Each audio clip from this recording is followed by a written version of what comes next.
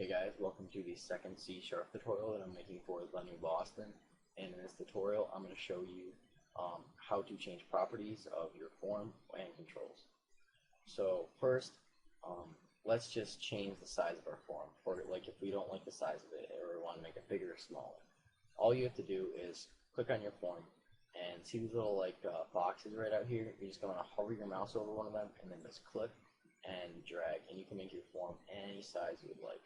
I'm going to make it about that size though, because that looks appropriate. The next thing is adding controls to the form. And what a control is it's anything that a user can interact with, or anything inside your form. For example, a button or a checkbox or a label or anything like that. Those are just common ones. So in order to add a button to our form, you're just going to want to go over to the toolbox and click and drag on the button, and then just release it over your form and it will be there.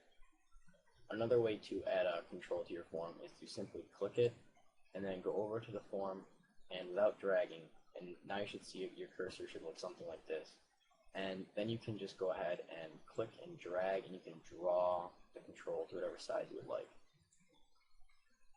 Once you have placed your controls, you can move them. You don't have to if they're not there.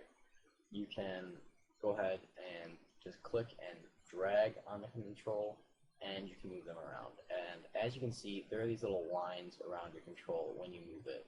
And what that means is it'll help you align your control with other controls. So if we wanted to make these be right next to each other like that, so it looks cleaner, then we can just release and they'll be right aligned like that. Or if we want to make it a certain distance away from side, it'll always be when they're the same lines like that, that means they're the same distance away. If you don't want to do that, you don't want your form or your control to get stuck when you're moving it, all you have to do is hold down Alt, and you can move it the slightest bit, and you can move it anywhere you want. Those lines are not there anymore. And then you can just release.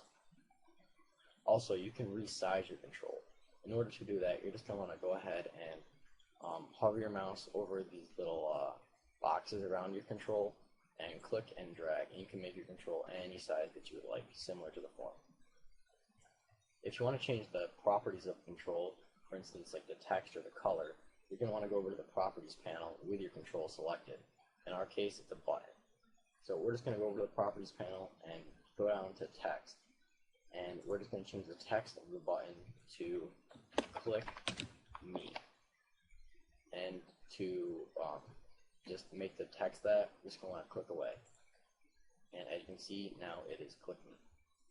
If you want to change the color of the control, you can go over to the properties panel again and select the back color and just change that to anything you would like. Just click this little drop down arrow right there and change it to, I don't know, black, I guess. But now you can't really see the text, so that's not really good. But yeah. So there are a lot of other controls here. I encourage you to mess with them, because that'll just help you get more acquainted with C#. Another thing that you can do is debug your application. And what that means is it will build your application and then run it, which means that it will check to see if there are any errors, and it will create your application. So to debug, all you're going to want to do is click this little green arrow right up there, or you can click F5. And that will debug.